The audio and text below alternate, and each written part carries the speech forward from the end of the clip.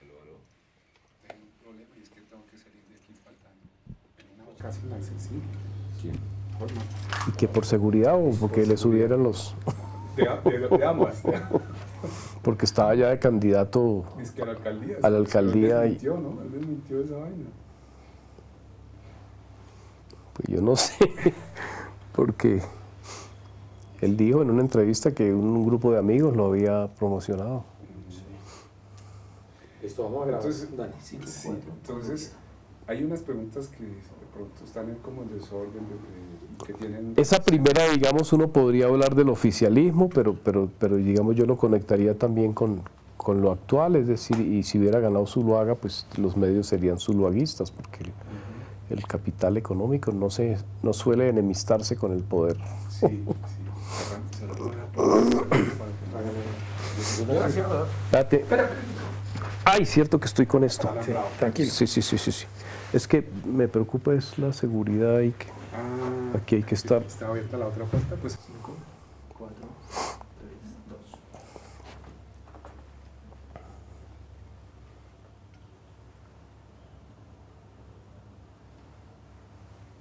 hoy estamos a 1 de octubre del 2014, estamos en el despacho del doctor Fabio López de la Roche, que nos concede la entrevista para el programa de ACOTV. Entonces, de acuerdo al cuestionario, ¿cuáles serían los puntos de vista respecto a las preguntas que nosotros le enviamos?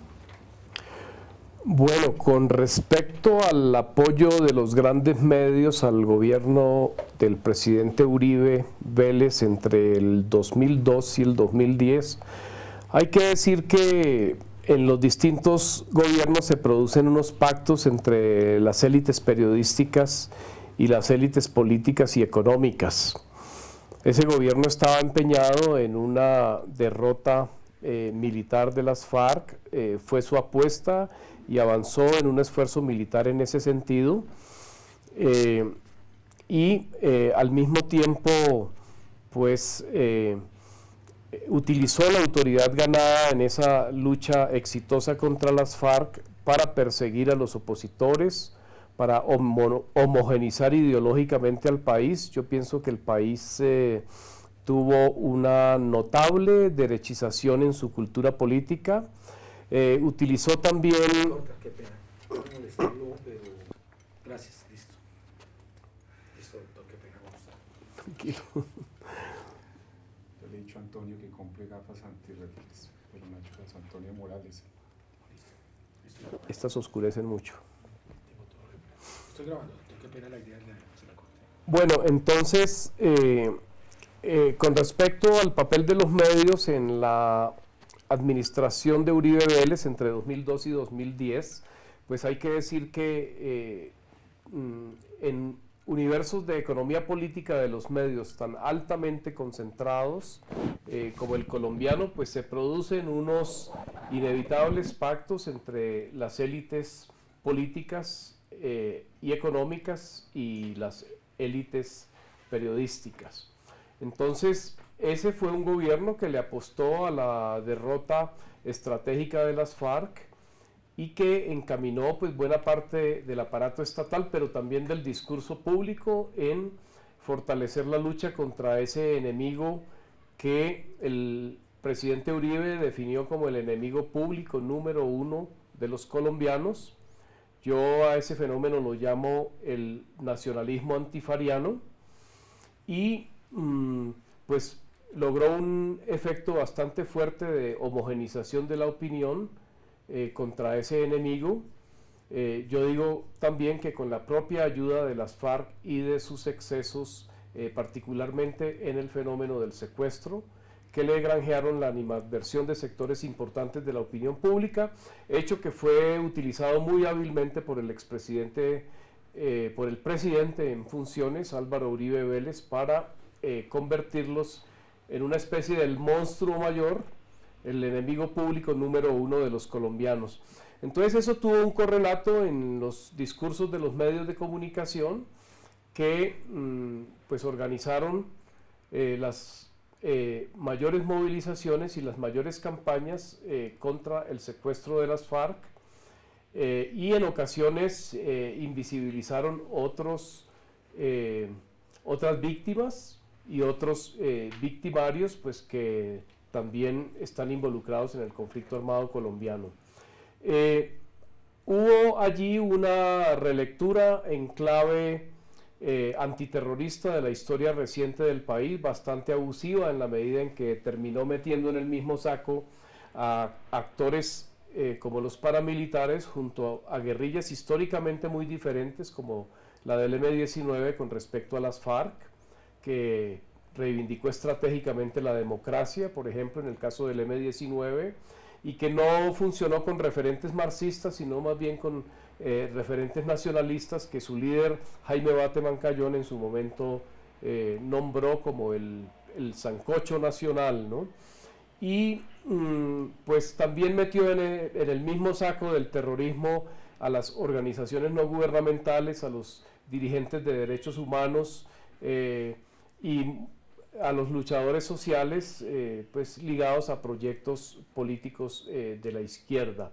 En varios de sus discursos el presidente se refirió a que él era un luchador contra 50 años de terrorismo y a menudo metió en este mismo saco bastante amplio y bastante abusivo, diría yo, a sectores sociales que no tenían por qué ser de esa manera estigmatizados, como lo hizo con León Valencia, como lo hizo con Gustavo Petro, tildándolos de guerrilleros vestidos de civil, como lo hizo con Holman Morris y Jorge Enrique Botero, porque no acataron de alguna manera ese pacto tácito de no seguir cubriendo el conflicto en las zonas rurales.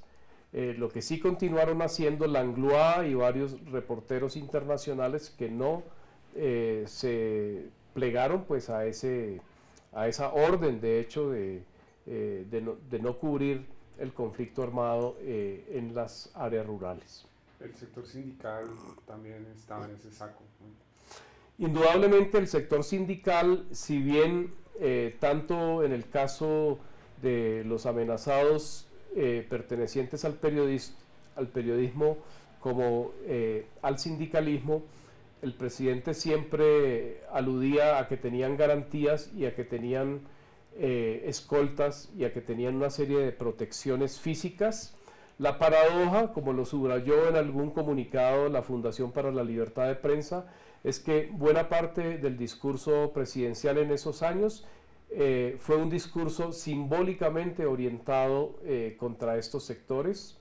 Entonces, si por un lado causaba la protección física, por otro lado causaba una gran desprotección simbólica en ese discurso estigmatizante de estos sectores que yo diría que tendríamos que proteger mucho más conscientemente, porque allí también está el magisterio que ha sufrido embates de distintos actores políticos militares. Ya que estamos hablando de esos dos periodos, históricamente podríamos acercarnos a la pregunta del cierre de Inravisión como empresa estatal de radio y televisión pública y la consecuente pues quitada del camino de ACOTV, digamos, como segunda consecuencia de la liquidación de RTBC. Bueno, para nadie es un secreto que el presidente Uribe Vélez desprotegió al sindicalismo, acabó con las horas nocturnas y golpeó a los trabajadores notoriamente. Su horizonte político ha estado muy distante del horizonte de la izquierda y de los movimientos sociales, y probablemente también pues esto hacía parte de una política de privatización de los medios que ya venía desde 1998, de privatización de la televisión y de seguramente restarle espacio a un sindicalismo como el de ACOTV, que había tenido un protagonismo importante en la historia de la televisión colombiana. Pero además ese cierre de Inravisión con todos estos elementos que usted suma tenía también la intención de consolidar desde el punto de vista mediático, o sea, apropiarse de los medios públicos para su hegemonía política y su discurso y o sea, la derecha como tal, consolidarse a través de los medios públicos, utilizando la radio y la televisión pública? Es muy probable que la aspiración fuera hacia allá si se hubiera consolidado una segunda reelección, porque recordemos que había diseñado todo un aparato editorial para publicar los textos fundamentales de la doctrina uribista, y pues probablemente hubiera empezado un proceso de uniformización de la opinión con apoyo de sectores importantes del empresariado, como lo denunció en una columna Daniel Samper Pisano. Creo que hubo intentos también de meterle mano a la radiodifusora nacional, pero creo que finalmente no cuajaron, afortunadamente, porque pues hay que reconocer el presidente Uribe fue como presidente un gran comunicador, y recordar pues también todas sus relaciones con los medios locales, tanto en plena campaña reeleccionista en enero de 2010, donde hizo un periplo en medio de la veda mediática y del acatamiento de la orden del procurador de no celebrar actos públicos ni los consejos comunitarios. Recordemos que la decisión fue irse por las emisoras locales, con las cuales tiene una gran empatía y tiene una gran conciencia de que ese es un escenario comunicativo que él tiene que copar, conciencia que no tienen a veces otros sectores como las universidades y los movimientos democráticos, que debieran trabajar con esos niveles locales que tienen otros tiempos de cultura política y con los cuales hay que trabajar en la modernización de este país. Es decir, habría que trabajar con esos sectores hacia otros propósitos de modernización, de reconciliación nacional, de fortalecimiento de las instituciones democráticas en las zonas agrarias, y todo lo que se desprendería de un proceso de paz y de reconciliación nacional en estos días de espíritu de paz. Ya relacionado con el texto del libro reciente, Las ficciones del poder, ¿a qué responde el carácter ficcional de los telenoticieros en Colombia? Yo pienso que, y en eso coincido con Javier Darío Restrepo, que no hay investigación hoy día en los noticieros colombianos, tal vez con excepción de Noticias 1. No hay investigación seria que sustente la producción noticiosa. Entonces salen muchas historias que, al estudiarlas, como lo hago yo en mi libro Las ficciones del poder, descubro que son notas totalmente ficcionales, en dos sentidos. Digamos, uno de los sentidos de ficción es imaginación dramática, ¿no? Capacidad de idear historias y de recrearlas visualmente. A veces lo hay, pero desafortunadamente ligado a la otra significación de ficción, que es la de sesgo ideológico. Entonces, yo extraño que en los noticieros hay mucha palabrería, como lo dijo el juez Baltasar Garzón en la evaluación del primer año de la franja de opinión de Canal Capital. En Colombia la noticia es el discurso sobre el discurso del discurso. Entonces hay demasiada palabrería y hay poca investigación de los hechos noticiosos. ¿A qué podemos asignar que no exista una política pública en televisión que permita el acceso a esa sociedad excluida o invisibilizada en este medio, en el medio televisivo, incluida la... Yo pienso que el país tiene viejas herencias de la exclusión política y simbólica del Frente Nacional, de la hegemonía de unos aparatos políticos liberal y conservador, ahora, en este momento, mucho más apartados, porque están en una crisis muy grande, entonces muy apartados de la gente, de las regiones, de cualquier representatividad seria de los colombianos o de grupos de colombianos, y de otro lado nuevas exclusiones, como las que estableció el uribismo frente a una cultura política democrática o frente al aporte de la cultura política de las izquierdas. Entonces, eso más otras exclusiones estructurales como las del mundo campesino, la vida campesina con la cual tenemos una enorme deuda como política pública, como Estado. Esa vida campesina no se recrea ni en la ficción ni en la información.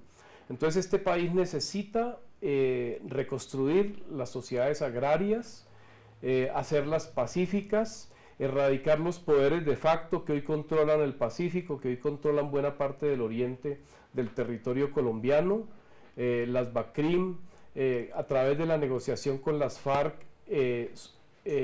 hacer que desaparezca esa presencia político-militar de las FARC, que recluta a la fuerza jóvenes indígenas, que obliga a que muchos campesinos tengan que trasladar a sus hijos a la edad de 11, 12 años a otras zonas para que no sean reclutados, como lo hemos visto en las mesas que hemos organizado entre Naciones Unidas y la Universidad Nacional, pero que no tiene proyectos de desarrollo rural y también proyectos de mejora de la condición de vida y de la salud y de la educación. Los campesinos nos han dicho en los foros que qué tenemos que ofrecerles en términos de una educación campesina, y a veces nosotros también desde la universidad pública no tenemos respuesta para eso. Los campesinos se quejan de que tienen que hacer viajes de 1:30, 2 horas en una lancha para ir a un puesto de salud a que les den ibuprofeno. Lo mismo que en las ciudades, pero a un costo mucho más grande por el valor de la gasolina. Entonces necesitamos hacer un gran esfuerzo por visibilizar esos sectores, por visibilizar minorías sexuales, por visibilizar el mundo de los trabajadores, sobre el cual Luis Carlos Galán siempre afirmó que estaba subrepresentado frente al acceso que tenían los gremios a la emisión de sus opiniones.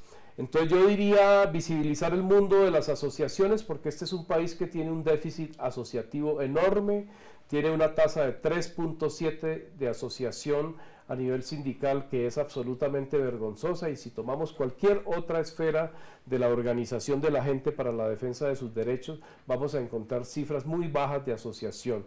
Yo diría incluso que sería deseable que, ligado a esta coyuntura de reconciliación nacional, los medios, por ejemplo, propusieran un pacto de promoción de la asociación en el país, de promoción de una cultura asociativa que de alguna manera contribuya a que la sociedad participe y luche por una sociedad, unas instituciones menos corruptas, por ejemplo, y una sociedad civil mucho más activa y capaz de fortalecer.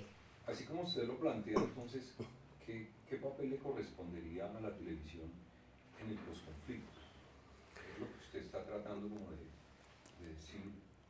Yo creo que si bien en Colombia no hay en este momento ni las fuerzas sociales ni los líderes políticos capaces de impulsar una reforma estructural a los medios de comunicación, pienso que a mediano plazo hay que pensar en una reforma estructural, hay que pensar en un fortalecimiento de los medios públicos, que los haga más pluralistas, que los haga también más plurales en su manejo interno en cuanto a consejos de redacción, que los haga menos órganos de bolsillo de alcaldes y gobernadores, y que estimulen una participación de muchos grupos, sobre todo a nivel regional y local, porque hay que decirlo francamente, hoy día no tenemos una información de calidad nacional. Es decir, necesitamos estimular unos diálogos interlocales, necesitamos, por ejemplo, que los medios comunitarios conecten de una mejor manera con los medios masivos, porque esos medios pueden proveer una información valiosísima a nivel local y regional, que hoy día desafortunadamente no está pasando por los medios llamados nacionales, que siguen siendo muy bogotanos en la construcción de sus agendas y en la capacidad de representar la diversidad política, la diversidad social, la diversidad cultural de este país. Si aceptamos que a los grandes medios les cabe una responsabilidad social frente a las víctimas del conflicto armado, ¿podría haber una iniciativa o sería viable que estos oligopolios mediáticos renunciaran o relegaran sus contenidos rentables económicamente por contenidos de rentabilidad social y ciudadana, de cultura ciudadana? Bueno, en este momento estamos observando una campaña del sector privado, Soy Capaz de, que ha ido nutriéndose de algunos contenidos, y pienso que puede ser positiva esa campaña si la vamos llenando de contenidos vitales para esta sociedad, ¿no? No podemos descartar la participación activa del sector privado, sin embargo, pues somos un poco escépticos con respecto a que promuevan el fortalecimiento de un género como el de la opinión, por ejemplo, porque no les son rentables esos géneros. Y de otro lado también quisiera no ser pesimista con respecto al papel que puedan jugar los medios en la reconciliación, pero no me gusta la actitud de los últimos días frente a lo sucedido con el debate Cepeda, expresidente Uribe. No me gusta el llamado de Semana, de la revista Semana, a cerrar el espectro del debate, ¿no? Que porque se nos polariza el país.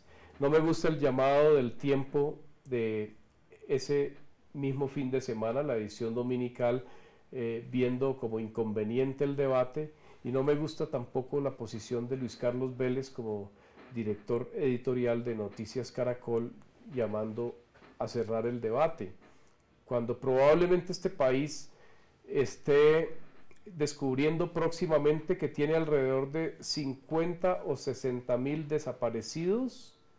Entonces imagínense, no es cerrar el debate, es abrirlo, que las madres de esos 60 mil desaparecidos puedan ir progresivamente descubriendo dónde están los huesos de sus hijos. El tema va mucho más allá del debate entre el senador Cepeda y el senador Uribe Vélez.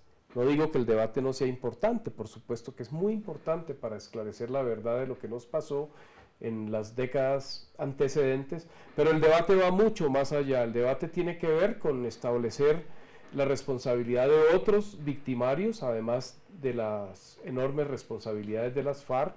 Tiene que ver con el establecimiento de las responsabilidades, por ejemplo, de los sectores empresariales en la complicidad con el paramilitarismo en las regiones, y tiene que ver, con supuesto, con muchos temas que no están en la agenda, como por ejemplo la propaganda de los héroes, sostenida a lo largo de muchas décadas y que ha afectado, diría yo, pues el debate público sobre el fuero militar, el debate público sobre las articulaciones entre paramilitarismo y algunos sectores de la institución policial y militar, y allí también debe haber un esclarecimiento que el país reclama, junto al esclarecimiento de la responsabilidad de la insurgencia armada en este conflicto colombiano.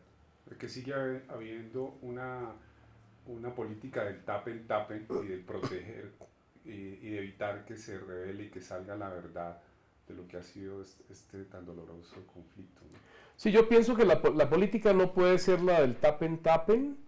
En un sistema judicial tan ineficiente como el colombiano, donde la impunidad es del 96-97%, y donde la eficacia de la institución judicial es tan pobre, me parece que deberíamos estimular por lo menos un destape de los hechos a nivel de medios de comunicación, como ocurrió en Sudáfrica, donde los afectados contaron las situaciones, tuvieron un gran acceso a los medios de comunicación en distintos formatos, a contar sus respectivas verdades.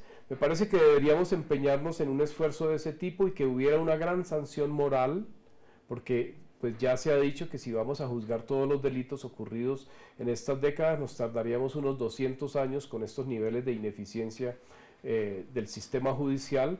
Entonces no quiero decir que tengamos que renunciar a la sanción legal y jurídica, pero sí tendríamos que explorar cómo avanzar en procesos de verdad, en procesos de sinceramiento por parte de los distintos victimarios, y también en formas de castigo alternativo probablemente.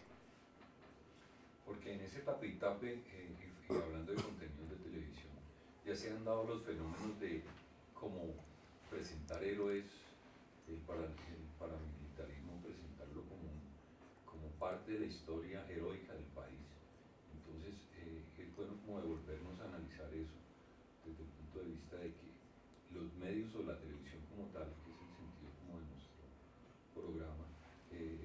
tratado también como de conducir y mostrarle a la opinión pública que el paramilitarismo ha cumplido una función heroica, que fue lo que usted dijo antes de los héroes, el heroísmo. Entonces, ¿cómo mirar esto? Bueno, sin lugar a dudas hay un gran debate público y se desató ese debate sobre todo a propósito de la serie Tres Caínes, que para muchos constituyó una representación parcializada donde no se mostraron los abusos históricos del paramilitarismo, sus masacres, sus horrores humanitarios, y pues esto generó una gran molestia de sectores universitarios. Yo personalmente, que estaba viendo la serie, llegó un momento dado en que me molestaron pues estas sucesiones de conquistas amorosas de Carlos Castaño con las quinceañeras de la región, y sí creo que tenemos que pedirle una gran responsabilidad a las series. Creo que una serie como Pablo Escobar, el patrón del mal, fue una serie mucho más compleja, con la producción simultánea al lado de la figura de Escobar, de figuras modélicas como don Guillermo Cano, como Lara Bonilla, como Galán, como la periodista que acompañaba a don Guillermo Cano en las investigaciones sobre el narcotráfico. Entonces, creo que hay otras maneras de abordar esta historia y allí también pues tenemos que dar un gran debate público, porque estas narcoseries son la única manera de acceso de públicos no letrados, que no tienen una cultura universitaria o que no son lectores de prensa o de blogs, al conocimiento de lo que nos pasó. Entonces tenemos que pedirle a los directores y a los realizadores pues una gran altura intelectual en la representación de esa historia, que va para amplísimos públicos y va de alguna manera a formatear su comprensión de la reciente historia del país. No sé si se nos quedó algo. ¿Está bien? ¿Estamos bien así? Excelente. La última, de pronto, lo de la Academia de los Medios. Aportar en los conflictos. Y realmente la academia tiene muy poca presencia en los medios. Sí. Si no es por las pocas emisoras universitarias, el canal Zoom que no lo ve casi nadie, Sí, y algunos espacios que tienen muy pocas universidades en la televisión pública. Creo que amerita que realmente, por ejemplo, la Universidad Nacional, que es una fuente de tanto conocimiento, de tanta investigación, como una tarea de proyección social, tuviera franjas dentro de la televisión pública, ¿no? Las universidades estatales, la Universidad del Valle, la Universidad de Antioquia. Mayor acceso al espectro. Sí, creo lo mismo, porque si bien personalmente soy una persona que reconozco el valor del conocimiento periodístico y del saber periodístico como uno de los saberes que existe en la sociedad, debo decir como académico que no hay un solo saber, ni es el saber académico el saber, ¿no? En la sociedad hay muchos saberes, pero entonces tenemos que colaborar en estos saberes. El periodismo a veces produce un saber muy desde la coyuntura. Si tomamos hoy día programas como Hora 20 o el programa del periodista Iragorri en RCN, son programas importantes en la generación de opinión, pero son programas que están muy montados sobre la coyuntura. La academia tiene la gran ventaja de que sus procesos de producción de saber son más reposados, son más dilatados en el tiempo, y entonces podemos proponer ópticas más estructurales para abordar los temas, no solamente de la coyuntura, digamos temas como cómo Lula sacó a 20 millones de pobres de la pobreza. ¿Qué medio nos ha contado eso? ¿No? ¿Cuáles fueron las estrategias? ¿Cómo fue la política de Bolsa Familia, de las becas familia? ¿Cómo jugó la política de crédito ahí para obtener una lavadora, para obtener electrodomésticos y mejorar la calidad de vida? No hemos tenido, por ejemplo, reportajes de ese tipo. La academia podría proponer agendas temáticas que enriquecieran el periodismo, pero algo muy importante que hay que decirlo es: esa academia debe saber de formatos periodísticos. Esa academia tiene que formarse para hablar en televisión, para hablar en radio, para escribir periodísticamente, porque no podemos salir con unos ladrillos indigeribles pues, frente a la opinión. Entonces es un reto de doble vía, y del lado de los periodistas también abrir el espectro, porque siempre en estos programas que he mencionado son los mismos invitados de de siempre, Roy Barreras, Benedetti, no digo que no haya que invitarlos, pero por favor, hay que renovar los invitados, como nos ha sugerido Pierre Bourdieu en su libro sobre la televisión, que se invite incluso no solamente a los académicos reconocidos, académicos jóvenes que expresan el horizonte de nuevas generaciones, que expresan, por ejemplo, el movimiento animalista u otras causas distintas a las de nosotros los adultos. Una última ya para cerrar, y podría por favor retirarse los lentes, qué pena, para el que está referida a la conmemoración de los 60 años de la televisión. Hemos visto cómo se están haciendo una serie de eventos y cosas, pero realmente nuestra preocupación va en el sentido de que se está contando una historia muy parcializada, desde los empresarios y desde los actores, los artistas, ¿no? Sí. Pero no se ha contado la historia desde los realizadores, desde los iluminotécnicos, desde los operadores, sí, desde la gente que realmente fue la que puso el hombro para que los que estaban frente a cámara se vieran. No, yo creo que es muy importante esa historia que en su momento fue reivindicada por un muy buen documental de ACOTV mostrando cómo se construyeron estas estaciones repetidoras, cómo los equipos se subieron al lomo de mula hasta esos cerros de nuestra pues muy compleja geografía, mostrando el papel que jugaron los ingenieros en ese proceso. Entonces, ese aporte ha sido invaluable, como tiene que rescatarse también el aporte de los técnicos cubanos que vinieron pues de una de las televisiones que contribuyó no solamente al desarrollo de la televisión en Colombia, sino en otros países. Entonces esa historia es fundamental en el tejido de la nación, ¿no? Ese enlazamiento de toda esa infraestructura técnica que hizo posible la proyección progresiva del medio en la geografía colombiana, pues eso es el aporte también de los trabajadores a los procesos de construcción de nación. Listo. Muchas gracias. Había una película sobre Canal Capital. Sí, yo no sé si cómo el fenómeno Canal Capital, sí, eso sí. porque permite hablar del lugar de la izquierda en el posconflicto y del género de opinión. Sí, pero Estamos grabados.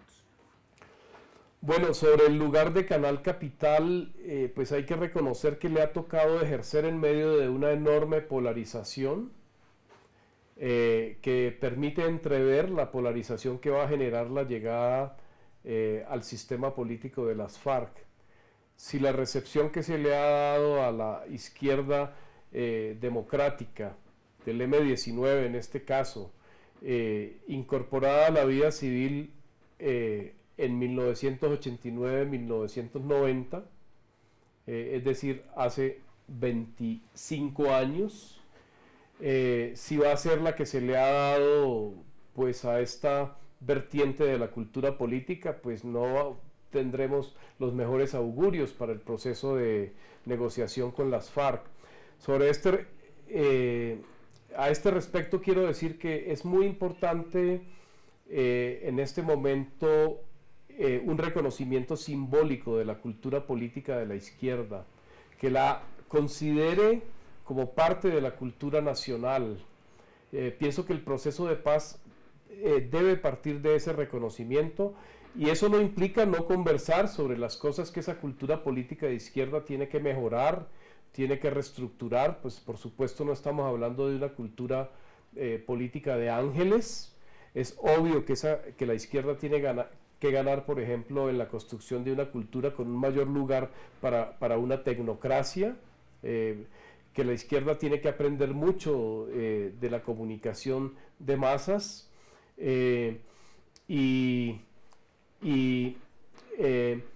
pues tiene que replantear muchos aspectos, yo lo diría incluso a nivel de América Latina, de ser capaz de crear generaciones de relevo. Hoy día vemos una serie de gobiernos populistas con líderes carismáticos que no tienen relevos, donde no hay unos partidos que sustenten relevos generacionales, y entonces pareciera ser que la única fórmula sea la de la reelección indefinida de los líderes del llamado socialismo del siglo XXI. Entonces hay muchas críticas que hacerle a esa cultura, pero definitivamente el proceso de paz pasa por un reconocimiento indeclinable de que esa cultura ha estado en la música, ha estado en el teatro, ha estado en el cine, ha estado en la producción académica sobre el país, y que tiene que tener un reconocimiento simbólico.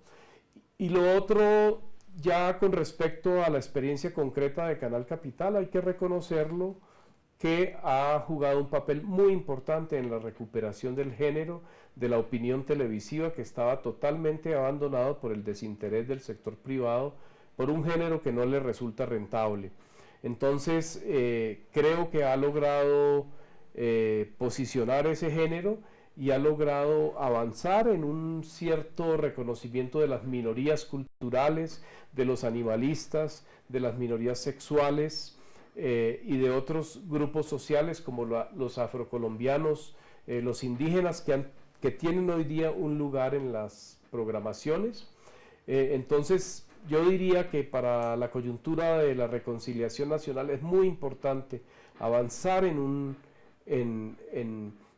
la construcción de nuevos formatos de televisión pública que le den cabida a la diversidad política, a la diversidad cultural y a la diversidad social de la sociedad colombiana, que a veces en la información se traduce en que siempre hablan los mismos. Y el mismo. Listo. Muchas gracias.